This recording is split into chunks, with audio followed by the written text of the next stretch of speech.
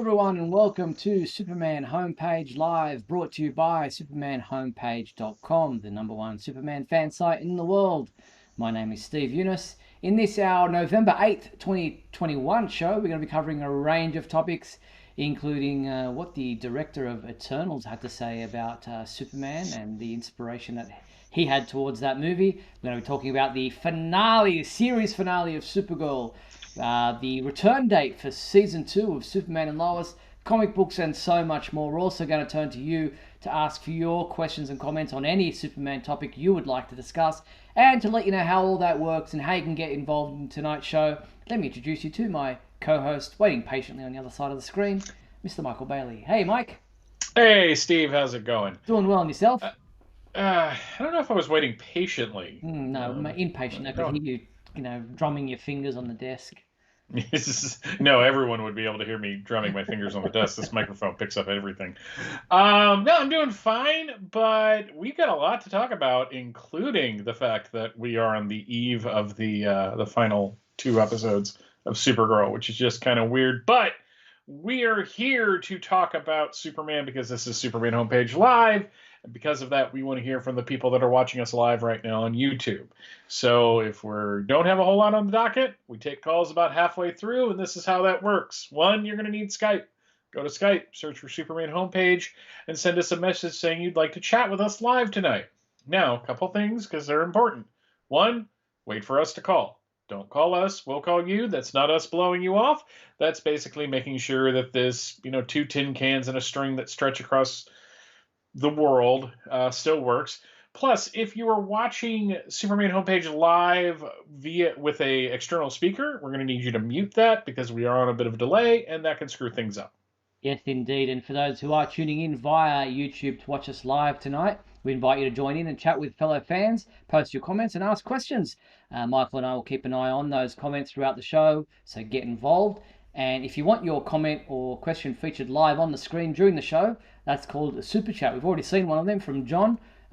Feel free to post a super chat. All you have to do is click on the $sign there on the chat screen. A slider will appear. You decide on a dollar amount you're willing to donate, and we will feature your comment or question on the screen. And a huge thanks to our sponsors and patrons, Douglas Meacham, John Patrick Van Pelt, and Tina Murray. And if you want your name or business featured as a sponsor of this show, simply click the join button below.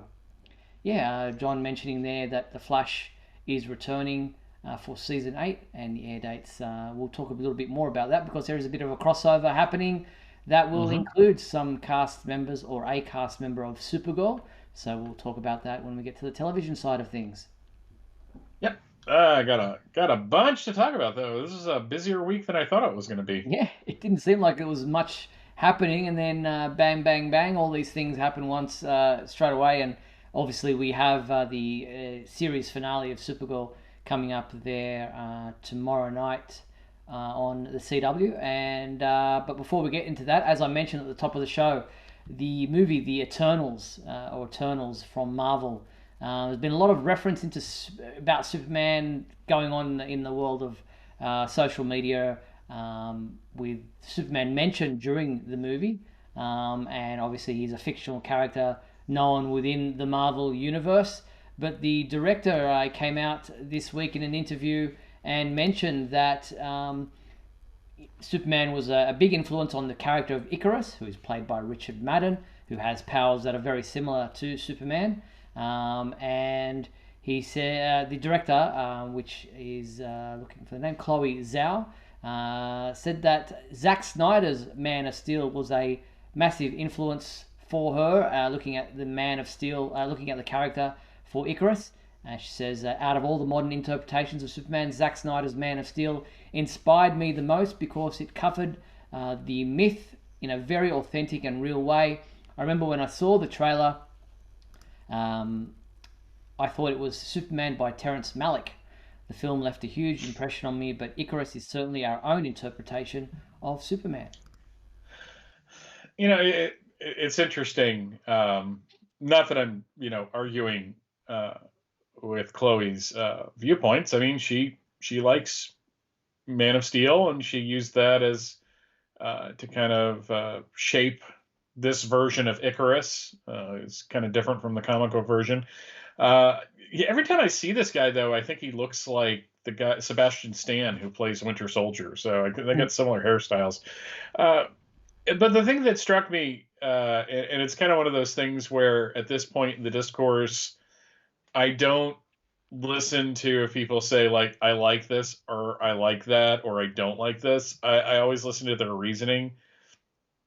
And it really makes me laugh when people say it takes a myth and makes it very relatable. And I'm like, but it's a myth. And it's just like basically what it says is I like, if I'm going to deal with Superman, it has to be something that I can relate to personally, which is kind of the paradox of Superman, is that he is a fictional character, but he is also an ideal. That ideal can get twisted, can get turned. People have different interpretations of it. But it's really fascinating that the MCU has always been like this thing that's kind of the opposite of what Zack Snyder does. And here she's bringing a little bit of that into the MCU. I haven't seen the film yet, so I don't know one way or the other. However, at the end of this film, it introduces two characters, one of which I went, that is not something that you would find in the DC EU, especially in the Zack Snyder film. So it's kind of weird that she's basing it on the Man of Steel version of Superman, but everything else seems to be not like that. Yeah, it is weird. That's interesting thoughts. And good to see that Superman is having an influence, regardless whether or not we necessarily agree with the premise. But it blew up the internet once again. Superman was trending because everyone was talking about this on social media, especially on Twitter. So it was, whatever the reason, I'm glad to see Superman trending and people talking about the character. I want to kind of correct Justin in the chat. He's talking that Rom was a Marvel android in the 80s. Rom was actually a toy from I forget the company, but that was actually a licensed property for Marvel. So they may have Space Knight, but they will not be Rom because Marvel no longer has the rights to that particular character. It's really weird how books he has appeared in, when they're printed in trade paperback form, they're just not there. They just don't exist because they can't do it. So it's just I don't think they're gonna get Rom, but they may do the Space Knights. So he's like halfway right there. Okay, interesting. There you go. So you live and learn. You learn something new every time you tune into Superman homepage live. It ain't just all about Superman with me. I got skills in other areas. Yeah. No, that's no one ever said you were a one-trick pony, Michael. I don't know about that. All right. Just something. Justin mentioned my T-shirt, and actually you did too before we came on air. Asked me to show the T-shirt, so I'm going to just stand up here. Hope I don't knock over anything. It's just a Superman T-shirt, a bit of a different one.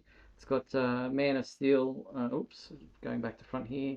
So yeah, just a different shirt that I've worn this a couple of times before, but thanks for noticing, Justin. So that's the T-shirt I'm wearing, and Michael's got a Man of Steel emblem T-shirt right there.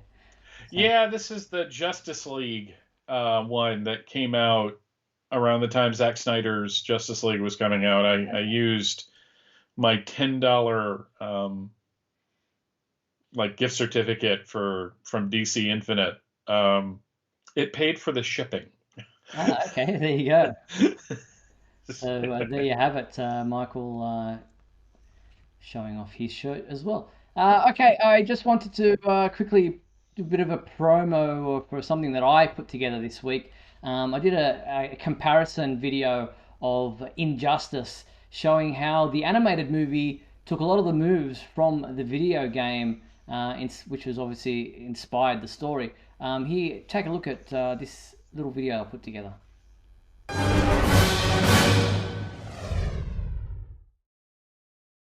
Here is a comparison video between Injustice the animated movie and Injustice the video games.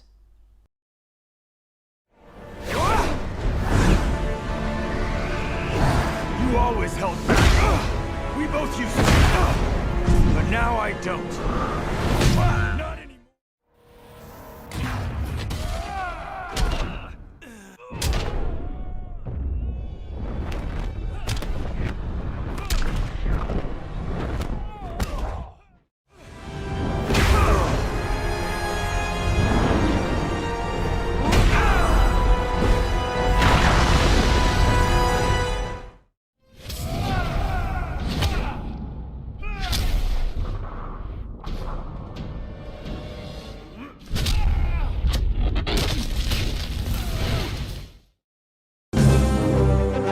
There you have it. That's just a little video comparing the moves seen in the video game and how they were included in the animated movie. So yeah, just something I thought I'd share or put together. So hopefully everyone enjoyed that. I watched that clip because it was on TikTok of the two Supermen fighting from Injustice, and it struck me that the Superman that came over was really kind of jokey. Like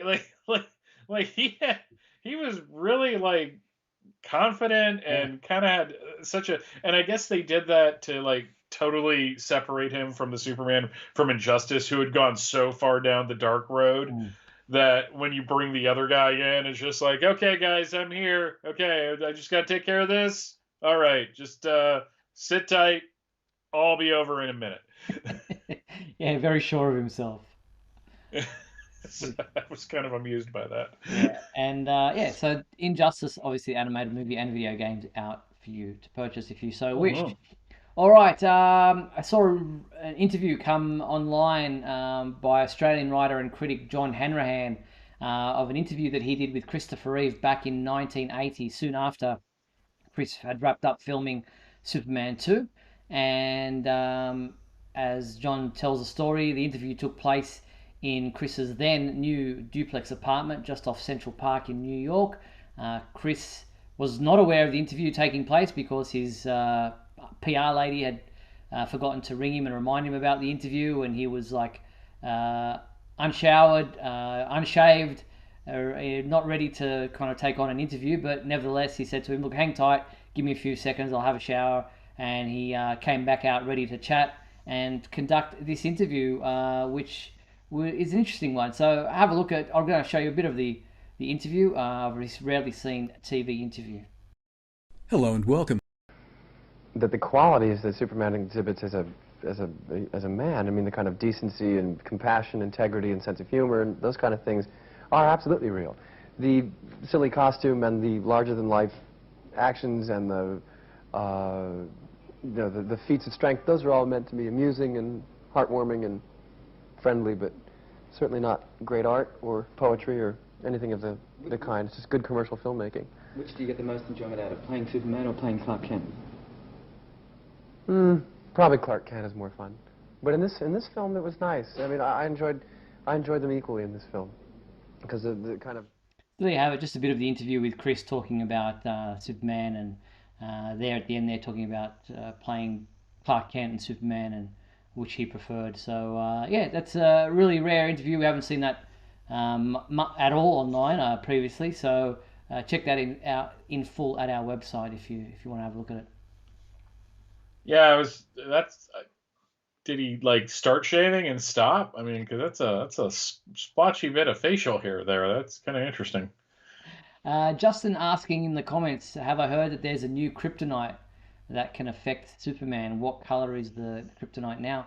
I'm not aware of any new kryptonite that come out in recent issues. Where did you see it, Justin, and like why has this come across as a question? Because I haven't been aware of any new version of kryptonite that's been out in any of the current comic books, unless it's part of a comic book that's coming out tomorrow, which there are some advanced copies out there for reviewers, but I haven't read them myself.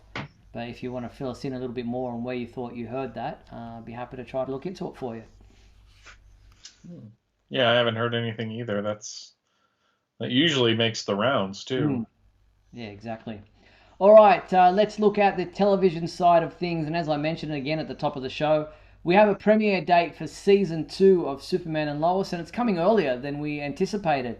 January 11 is the date. Yes. Look forward to the next season of Superman and Lois, and it's moving it to an hour earlier. It will now be at 8 p.m. Rather than 9 p.m. So here's just a little bit of the little video they put out.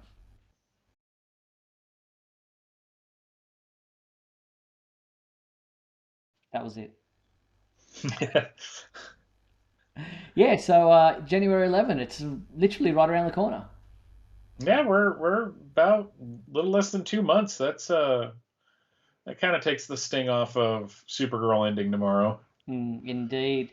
And we did hear, as we mentioned last week, that Jenna Dewan is coming back as Lucy Lane. And when I say coming back to the Arrowverse, because she hasn't appeared on Superman and Lois before. Matter of fact, she hasn't starred alongside Elizabeth Tulloch as Lois Lane before. This will be the first time the sisters will have been seen together. But Jenna posted this video on her social media showing herself on set and a photo of her and Elizabeth together.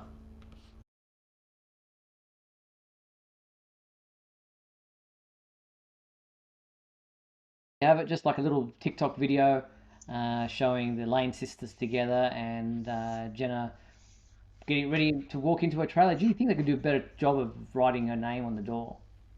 That'd probably be a good thing. Did you recognize her? Because initially I did not.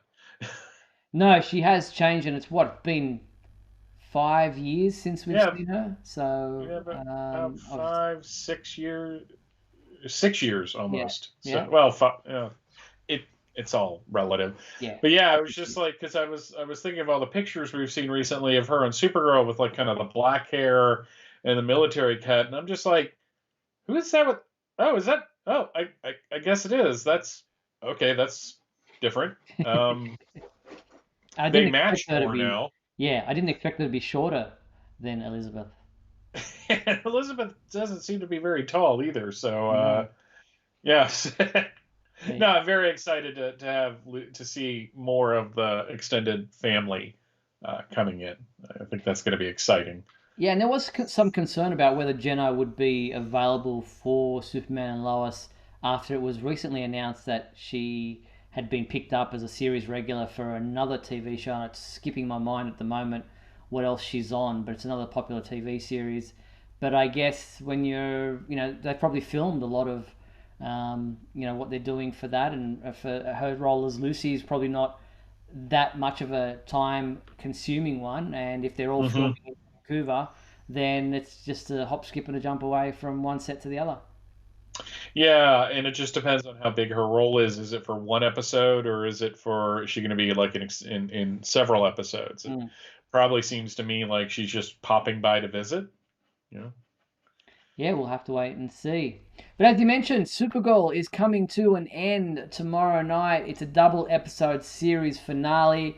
Before we got to that, we had your review published on our website for the episode 18 of this final season of Supergirl, titled Truth or Consequences.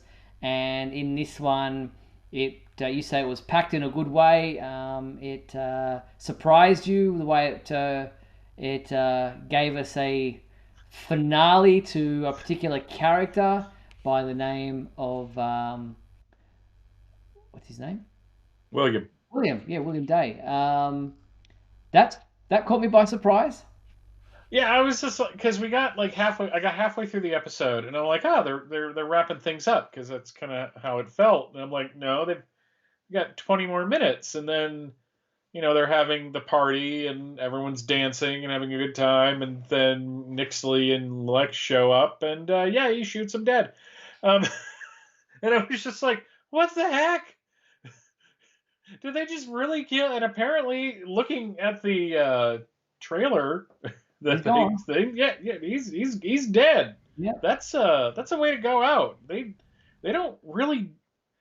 Have they really killed off any of the main characters before? I mean, they killed off Mercy Graves, because of course they did, because nobody likes live action Mercy Graves for some reason. I have no idea why they keep murdering her. And Otis has been killed and resurrected several times. But this is like, this is a character that's been a big, like a main supporting character for almost 2 seasons now, and they just shot him dead. Yeah, and they kidnapped their daughter Esme. Esme in the process. So it's obviously going to be a big thing coming into the finale. I've got some questions in the comments. John is asking if Brainiac was talking with Wynn through the computer in the future. Why didn't we hear his voice? Well, it was kind of like it was off screen. We only caught him the fact like he was trying to do it in secret. He didn't want anybody to know, and he was kind of distraught by what he'd heard. So it wasn't an on-screen conversation we needed to hear. It was just the gist of what he'd learnt from it was all that was required. And obviously there's the fact that Jeremy Jordan probably wasn't there to record anything for him. Not yet. Not yet. John's also asking if Alex doesn't help raise Esme as her daughter, then how is Kelly involved with Esme? Because I thought Kelly and Alex were raising her together. They are. Alex and Kelly are raising Esme together. I don't know why you think Alex is not involved. I think the issue was that Alex had a problem with the way Kara was trying to tell her how to raise her child. That was an interesting discussion. Yeah, I had complicated feelings about that because we have a character that is just trying to do the right thing for her daughter. She wants her daughter to grow up not feeling afraid and not feeling like she's different, accepting of what she can do and who she is. And yet, you were part for 12 years of keeping an alien secret. Now, I know it's different and that everything's there, but to look at Kara, who says, I don't think you understand the life experience I've had, and then just to completely turn on her, I thought was a little... out of character? Not out of character, I thought it was out of line. Because what basically Alex was saying at that point is, your experiences don't matter here, even though I was one of the people that made you feel different. It's just, it just seems like so kind of hypocritical for her to not at least say, look, I get what you're saying, but for her to immediately go, oh, we got to set boundaries and all that. I'm like, ooh, somebody's been taking parenting classes. It's just, and the apology, like, Kara apologized, that's great. I really wanted Alex to kind of fess up to her end of it, but that's just not what they were in for. So that's I mean, it wouldn't have hurt for Alex to say, listen, I've been stressed out of, I bit your head off for no reason. I apologize. I really don't want to make the same mistake that we made with you. I feel bad for what you had to go through, and I don't want to do that again. That would have gone a long way towards making it a bit more understandable or acceptable what she did. But yeah, you're right. She was out of line talking to Kara that way when Kara just doing it from the goodness of her heart. Mm-hmm. But yeah, a really, really good episode. Yeah. Mark's asking, is Superman and Lois really a part of the Arrowverse? Because technically they've been so different to any of the other shows. We did get John Diggle. It's there, but it's not, if you know what I mean. It is standing on its own, but they're not saying that it's completely separate. It's just not tying in like the rest do. It's a catch-22. I mean, if you throw in numerous references, it's going to lead to questions like, why aren't people coming to help him in Smallville with everything going on? And then if you don't, people are like, well, is this part of it? And it's like, nobody's happy in any of the situations. Yeah. You can't please everybody. So I think just trying to stick and make the show the best it can be on its own. We'll worry about the rest of the Arrowverse later. Let's establish the show first. Yeah, exactly. John's asking also about Andrea's use of William's name on an article that he didn't write. She's gone way too. She's going on over. Yeah. And she's crossed the line. Yeah, and got somebody killed. Good going there, Andrea. Exactly, well done. I wonder how that's going to impact on her. You're making friends everywhere. Yeah, that was a really poor. I mean, that's an ethical boundary that you just don't cross writing an article under someone else's name, and especially when there are ramifications like someone getting shot. That's going to be an interesting development for her character. Yeah, and I'm hoping it brings some more shading, because so far she's just been, I want to be number one. Yeah. John also asking, how does Lex know about Esme? Well, he knows about the fact that the totem of love is now part of her. It's kind of that tattoo on her back. So he's tracing the love totem, not Esme. It just happens to be Esme that the love totem is coming through or is regrowing on.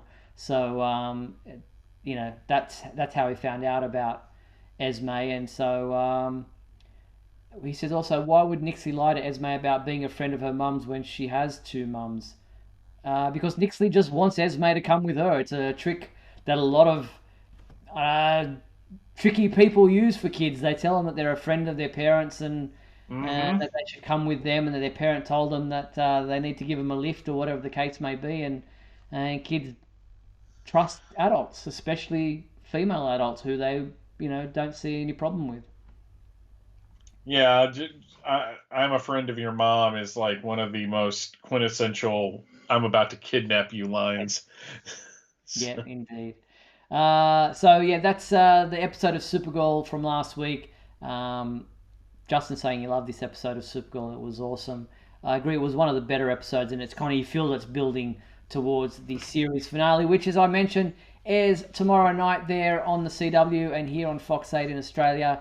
A double episode, back-to-back, the 2 episodes to end off the 6 seasons of Supergirl. Here was the promo trailer. This is my worst nightmare. Someone I love dying on my watch. It never gets any easier. But we have to stay focused. And what if I dream something terrible? Knowing the truth allows you to deal with it. I will destroy everything. We are out of time. I don't care about anything other than getting our daughter back. Don't doubt how much we love her. It's a trap! It's my job to keep my family safe. Even if it means using the All-Stone myself. You'd be invincible. You can't do this. You'll be playing God. We're defined by our choices. Bring the gladiator! Seizing power is what our enemies do. The balance of power just shifted. I will get your daughter back.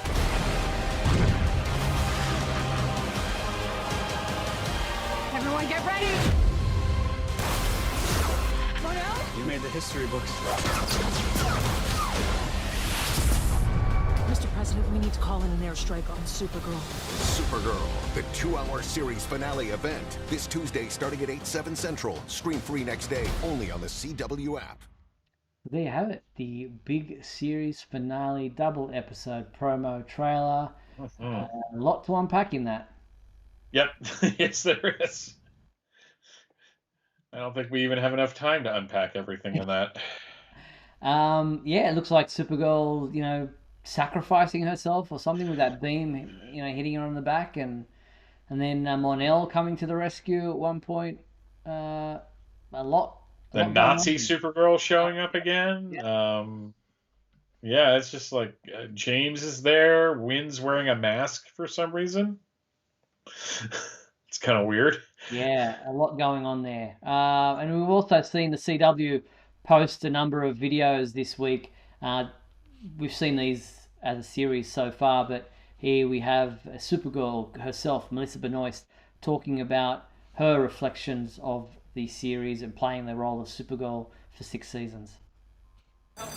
You do know those bullets aren't going to work on me, right? By far, my most favorite bit about her really comes from her motto. Hope, help, and compassion for all. That's what I stand for. I just love her kindness, and I love how much she cares about really helping people and making a difference. The most important part of being a hero is inspiring hope. I think what's really special about Supergirl is her unrelenting optimism and her attachment to hope and how she never gives that up. You feel like you're the only one protecting your community, but you're not alone. You have me. There you have it. There's just a bit of Melissa Benoist talking about why she loves Kara, why she loves Supergirl, and her thoughts on playing the character for 6 seasons. And we've got a similar video from David Harewood about playing John Jones. Have a look at a bit of that video here too. And who are you? I'm the Martian Manhunter! Do I remember my first line or scene of the show? That was 6 years ago. I've got a good memory, but not that good. Stand down or suffer. Everyone's been fantastic. You know, we've had such a wonderful time. Just the laughter. You know, we've had lots of days of laughter on the set. Last year, I persuaded them to let me wear the suit, even though I didn't have the green head, which has been great because it just means that I can finally just at least own the suit a little bit more. I can stop this. It'll rip you apart. This planet is... There you have it. There's just a bit of David Harewood talking about playing Hank, aka John Jones. Geez, his character changed. Yeah, I was about to say, remember when he was just Hank Henshaw? And we were all like, is he going to be the cyborg? And I'm like, nope, he's going to be the Martian Manhunter. And then miraculously, I was right. It was interesting hearing that he had to fight to wear the costume. Yeah. I guess they were just like, no, we got a stunt guy and we can put, do the makeup on him and everything. But he's like, no, I really kind of want to be a superhero. Yeah, and getting to wear it without having the green head on. Obviously, another win for him. So no, and he was very generous with his praise of Carl Lumbly as well. So that like a lot of the video was scenes of them together. I was just like, isn't this more about John? Okay, well I guess this is where he steered it, so that's where they're going. Yeah, exactly. And you can see behind me some of the posters that have been promoting Supergirl throughout the 6 seasons. I collected together a large number of those on our website for you to check out. It's the promo posters that they have created for Supergirl over the seasons, character posters, season posters, story arc posters, different things that they've done over the seasons. So you can check out the huge collection of images at our website if you're interested to see how they've promoted the series over 6 seasons, and it comes to an end tomorrow night. Yeah. Wow, can't believe it. Yeah, indeed. All right, we're at the halfway mark of tonight's show. We're going to take a quick break. We're going to come back on the flip side to talk about the crossover on The Flash that will include Kyla Lee from Supergirl, and we're going to talk about comic books and so much more. We'll be back right after these messages. Don't go anywhere. We'll be back in a moment with the exciting climax of today's episode. So stand by.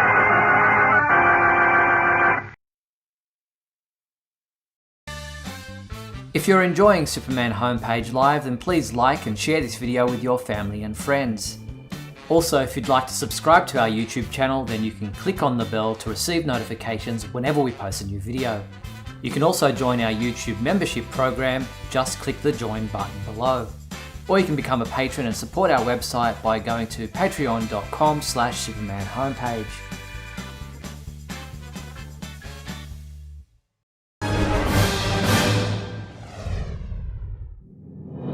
Look, up in the sky. It's a bird. It's a plane. No, it's SupermanHomepage.com, the #1 Superman fan site in the world. SupermanHomepage.com, covering the world of Superman from the 1930s to today. News, reviews, rumors, and reports. SupermanHomepage.com for all your Superman comics, TV shows, movies, cartoons, radio shows, and more. Everything you ever wanted to know about the Man of Steel and more.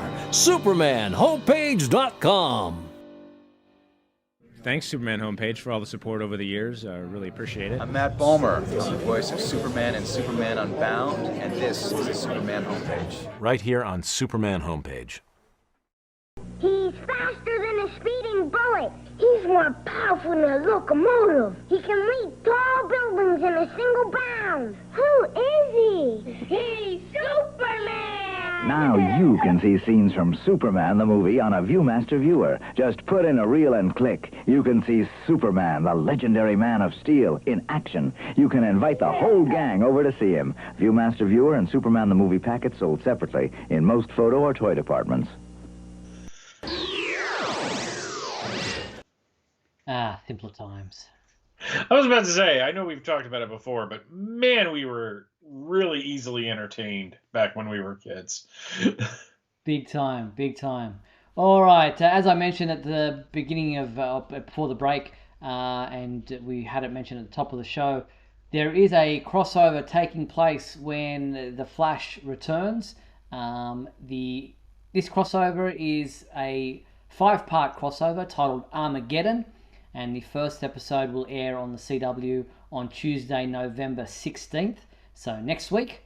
And when a powerful alien threat arrives on Earth under mysterious circumstances, Barry, Iris, and the rest of Team Flash are pushed to their limits in a desperate battle to save the world. But with time running out and the fate of humanity at stake, Flash and his companions will also need to enlist the help of some old friends if the forces of good are to prevail. Brandon Routh guest stars.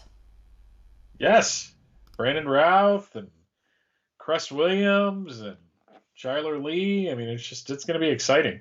There you can see Kyla playing the role of Sentinel on the left-hand side of that poster.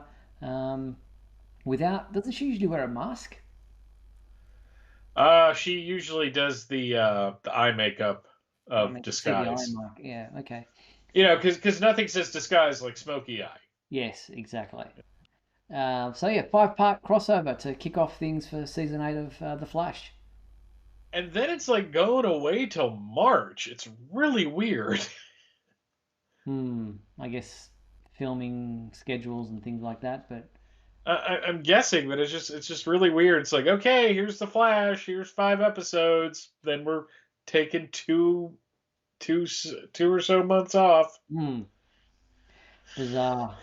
Remember the days when we just sat down and knew at 7:30 p.m. on a particular night a show would be on regardless, no matter what. Yeah, and you had to time, go into the restroom. You couldn't just pause it and then come back to it. And your brother or sister would yell, it's back on. And you're like, like vaulting through the house. And if you missed the episode, you missed the episode. Yeah, it's gone. Like if you were lucky, they reran it in the summertime, but otherwise it just did not exist anymore. Yeah, I remember missing the pilot episode of Greatest American Hero and being so angry that I missed the whole UFO thing in the beginning about how he got his suit and never knew just how he got it. Well. Yeah, now if you watch it on streaming or on DVD, it doesn't even have the original music. Yeah, they had to take some of the songs out because they don't have the rights to it. It's just like, There you go. And Titans season 3 on HBO Max they released a couple of featurettes looking at the particular characters. I don't know if we showed these last week. Did we show the Superboy costume? We talked about the. I don't think we did. No, okay. I don't remember us doing that. The t-shirt. Yeah, I wasn't sure because it kind of came across thinking, geez, I think we already spoke about this. But let's have a look at the featurette for Titans, in which they look at looking at the parts, so the costumes. Just bear with me as I try to forward through to find the Superboy part, which was obviously the most relevant for us. I got a new name now. Look is pretty comic accurate. Full, very bright. Paint was dripping off. No. Batmobile? Guys. Gar Logan, aka Beast Boy. DNA season has a bit more structure. The emblem is Superboy, can I get your autograph? Sure. You'll want mine too, right? I'm good. Unbelievable. The emblem is incredibly iconic. It's known all over the world. You see it, you instantly recognize it. You know what it is, you know what it means, you know what it represents. That significance is not lost on Connor. He wants to do that S justice. I do love how simple it is, how accurate it is to that version of the character in the comics, but also how comfortable it is. I always say my favorite suit is Josh's. He wears a t-shirt and pants. I'm like, hey bro, how long did it take you to get into your suit? Minute? 2 minutes? Cool. You know, we're all like struggling into our suits. There you have it, talking about the Superboy costume and how simple it is for him to get into that, with the rest of doing so much to get into their costumes, spending hours, makeup and whatever. He just dons a t-shirt and jeans and yeah. I remember back in 2003 when they introduced that costume to the comics. I'm just like, it's just a t-shirt and jeans. Man, cosplaying is going to be really easy for this. It's so funny, so good, and to hear their home accents is really interesting there too. Yeah, it's like half these people. I mean, they're filming in Canada. Yeah. But it's like half of them they're like either English or Australian or from New Zealand. It's just like all over the place. Exactly. And here was the other one from Titans talking about training to be a metahuman. I'll just play a bit of this because it's really interesting to see just how much work they go through. And the actor who plays Beast Boy is actually a trained martial artist, so that works well for him. Have a look.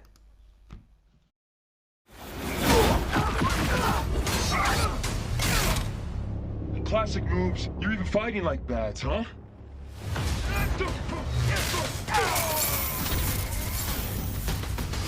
Hi, I'm Larnell Stovall, stunt coordinator for To Her. We design Uniqueness to her. Metahuman. He's incredibly powerful. Superboy isn't a martial artist, more of a brawler. He's kind of just making it up as he goes. My preparation is just to study the plan of what we're going for and just try not to mess it up, basically.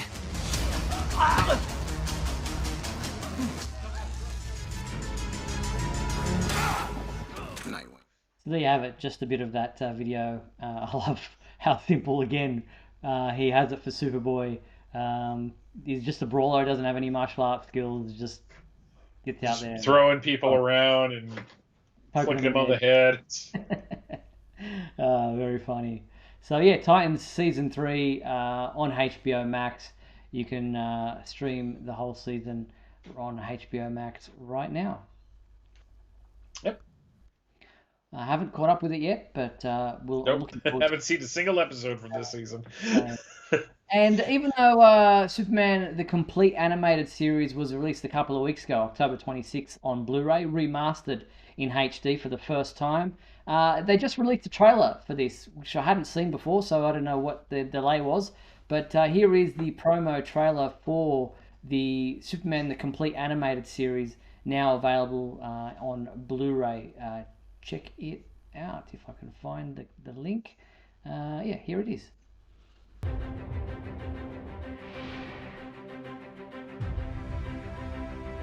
Where's a superhero when you need him? Superman! Armed and ready, sir.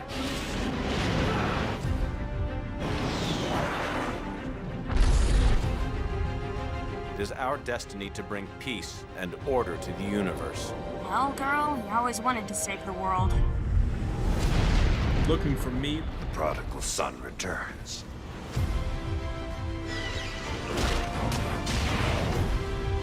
It's unlike anything I've seen before. Your flight's been canceled. Let's rock! I'm not finished with you. Yes, you are. Whatever we came up with had to be unique on its own. We had to think bigger. The bar was really high to keep bettering ourselves.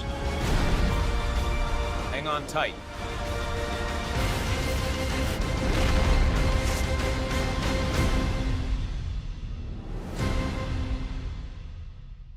There you have it, the trailer they released for Superman, the complete animated series Blu-ray digital box set. Was it weird that they weren't using the Superman animated theme in the trailer that's put out by Warner Brothers? Yeah, that is weird, because it's such an iconic piece of music now. And I was just like, this is This feels like somebody is doing like their own trailer and like putting it up there. But yeah, that kind of weirded me out a little bit. Yeah, the green screen issue was obviously something we mentioned last week. We spoke about that, how on HBO Max the green screen problem was there for the restored HBO Max screenings or episodes, but it has been corrected for the Blu-ray. Might have been a delay for why the box set was not released when it was originally supposed to, but as far as having a trailer, that shouldn't have been a real issue. Yeah, that should have been like 2 or 3 weeks before the thing came out, just to drum up interest. But, yeah, exactly. Anyway, so it's out there now, and you've just seen it. So get out there and purchase Superman, the complete animated series. And speaking of which, Tim Daly, who voices the role of Superman and Clark Kent on that series, recently did an interview with FlickeringMyth.com where he reminisces about the time he of playing Superman or voicing the role of Superman and Clark Kent. And he admits that he really didn't know going in just how iconic or how much of an impact the character has, or on mainstream media, on people in general.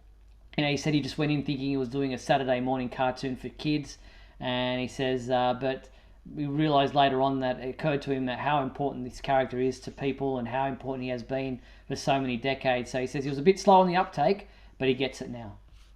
Well, to be fair to Tim Daly, this was, 1995 was probably when he went in to record. And, the internet was not what the internet is now. And so the concept of Superman fandom being kind of organized wasn't really as a thing like it is now.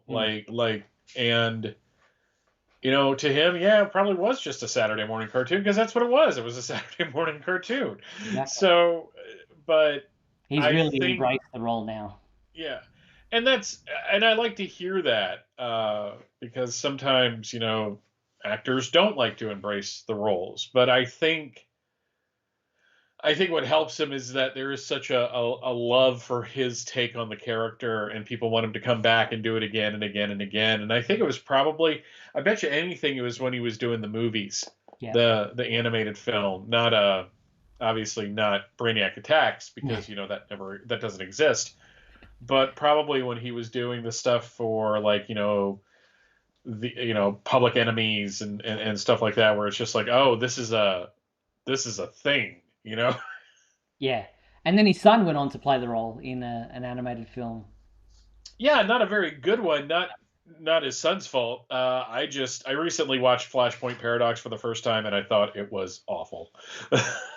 And John's asking, is Tim Daly coming back to voice the role of Superman? No, not anything we're aware of. He did I think it was for DC Fandom the first time around. Yeah. These read-throughs on particular kind of audio dramas where he came back and was part of that. But there's nothing that he won't be voicing the role of Superman for the upcoming My Adventures with Superman, the animated series, so no. All right, we've got 10 minutes to go. It's time to do our fan favorite segment of our show.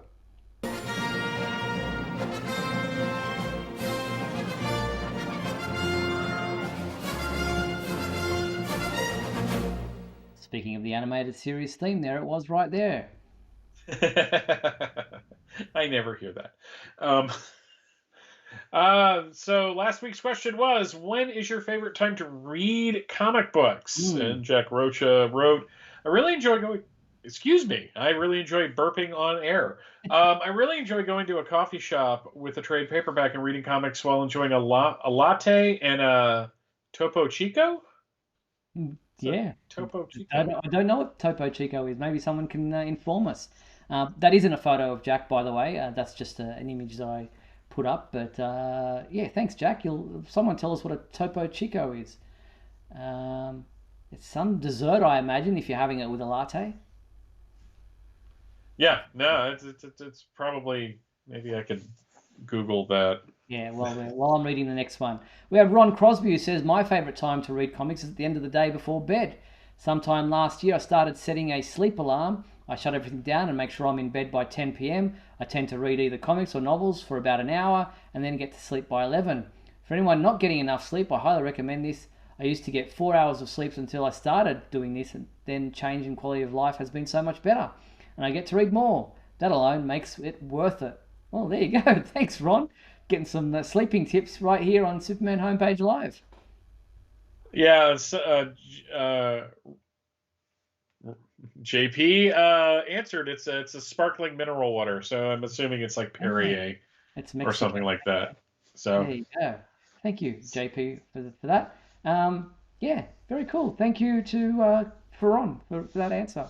Next up. And Ryan Ignatius Pratt wrote, in the past, I used to read comics during the daytime. In recent years, though, I've been reading at night, usually a single issue or a chapter of a trade paperback before going to sleep. You know, it's funny that he says that, because that's I've been reading more on my lunch break, trying to get back into enjoying it. But I have been going through, it's not a Superman thing, but I've been trying to read through the history of the Hulk. Right. So right before bed every night, I'll read another issue out of one of the Epic collections. And what it does for me is it keeps me from burning out on it. Because what I'll do is I'll be like, I'm going to read all of this. And I get into like 15 issues and I just barrel through it and then I'm just done. Yeah. So it's a nice way of pacing yourself. Yep. Yeah, I'm similar to Jack and Ron. I read before going to bed. About 9:30 I'll get into bed and then I'll read for an hour, and then at 10:30 I'm out, lights out. So it's a good way of kind of unwinding for the evening. I read them on my iPad, so I don't have to worry about the comics falling off my lap or whatever and getting destroyed on the ground and when I get up to go to the bathroom during the middle of the night. But it's a nice way of, like I said, unwinding at the end of the day. Absolutely. All right, what's our new question for this week, Michael? Nothing too heady, nothing too complicated. Why is Superman your favorite character? There you have it. It's pretty simple, but it's a pretty complicated answer. Why? Yeah, I was about to say. Why is Superman your favorite character? Get involved in the fan favorite question for this week. info@supermanhomepage.com is the email address there on the bottom of your screen that you need to send your answers to. Yeah, just explain to us, why is Superman your favorite character? Just what is it about him that makes him the number one, the numero uno? Let us know. Get involved in the fan favorite segment of our show. We'll read your responses when we return to this next week. Justin says, you're not turning green, are you, Michael? Hulk comics are angry and get in your heads. Well, that's the secret, Justin. I'm always angry. There you have it. All right, so let's move on to This Week in History, Michael. Here is your intro. Come with me now, my son, as we break through the bars of your earthly confinement, traveling through time and space. Yeah, last week we didn't have a whole lot. It's a lot of Superman. And when I mean Superman, I mean the title Superman for this week. Back in 1941, Superman number 14 with that very famous iconic Fred Ray cover. Like you don't get more iconic than that. Really, it's like, I honestly think that they were probably drawing it. We weren't even in World War II yet. Yeah. It was just like, here's Superman in America, and probably had no idea what that was going to become later on. So jumping ahead to 1951, we have The Lost Secrets of Krypton, where Luthor is very, very mad scientist there, and he's turning Superman to stone. So also in that issue, you have Superman's Masters and The Secret of Superman's Home. That's 344 Clinton, for those of you who are interested. In 1961, Superman number 150, When the World Forgot Superman. It was also the duel over Superman and the 1 Minute of Doom. Man, things were dramatic back then. It's kind of a funny cover of him. Speaking of iconic Superman stories, 1971, Superman 247, which contains Muto, Monarch or Menace, Superman Went on Earth, and, more importantly, Must There Be a Superman? Written by Elliot S. Maggid, inspired by a conversation with Jeff Loeb Back when Jeff was the the stepson of one of the people at the college that Elliot S. Maggin went to. So probably one of the most reprinted Superman stories of all time. I would say. I mean, if you look on Mike's Amazing World, there's like 6 or 7 listings there of where it's been reprinted. So yeah, that's kind of. God, I love that story. Jumping ahead to 1981, we have Superman number 368, The Revenger of Steel, and very timely, a Superman 2021 story. Yeah, he's not wearing a mask, so it's not realistic to me. No. Saying that. Jumping ahead to 1991, we have Superman, the Man of Steel, number 7, with some of the Cerberus villains in the background. Remember them? Is that a number 1 triangle? That is... Can't be. Yeah, that would have been the number 1 because it was January 1992. That's the cover date was January 1992, so that's the number 1 from 92. Yeah, that's of course we're at that time of the year where we jump forward. Yep. And going to 2001, the most packed of them all. Speaking of the triangle system, this is when it was on its way out. Yes. With the issues we'll be talking in the next couple of weeks, but we have Superman number 176. Which has an Ed McGuinness cover, but Ian Churchill did the interior art. Lots of capage in that issue. Yes. Also, that same week, Superman Adventures number 63. We're getting kind of to the end of this series, sadly. Superman Tarzan Sons of the Jungle. I think if you look on the website, I wrote the reviews for these. Don't read them. They're or if you do, like, make a cup of coffee and all that, because I was getting paid by the consonant. I wasn't getting paid at all. And, of course, Young Justice number 39, which featured Superboy. Lastly, in the comic books in 2011, Superboy number 3. And in the real world, which is kind of exciting, November 7th, I almost said October 7th. November 7th is usually listed as Martha Kent's birthday. On November 11th, Callista Flockhart, who played Cat Grant on Supergirl, was born in 1964. And November 12th, the late Bob Holliday, who played Superman on Broadway, was born in 1932. And that is This Week in History. Fantastic. And that brings us to the end of tonight's show. Before we do sign off, I want to thank everyone for tuning in to Superman Homepage Live. A reminder that the comic books this week are some big ones. Action Comics 1036, Justice League Last Ride number 7, Superman vs. Lobo number 2, and Titans United number 3 are out this week. But that is our show for tonight. I want to thank everyone for tuning in to our show tonight. Thank you to our sponsors and patrons, Douglas Meacham, John Patrick Van Pelt, and Tina Murray. And thank you to you, my co-host, Mr. Michael Bailey. Thank you, Mike. Pleasure as always, Steve. And remember, if you tuned in late, missed part of the show, you'll be able to watch this episode in full on our website and our YouTube channel. But Michael and I will be back next week on Monday, November 15th for another edition of Superman Homepage Live. We look forward to talking to you then. Until then, be sure to check out supermanhomepage.com for all your daily news updates on everything surrounding the Man of Steel. I'm Steve Eunice on behalf of myself and Michael Bailey. Thanks for watching Superman Homepage Live, brought to you by supermanhomepage.com.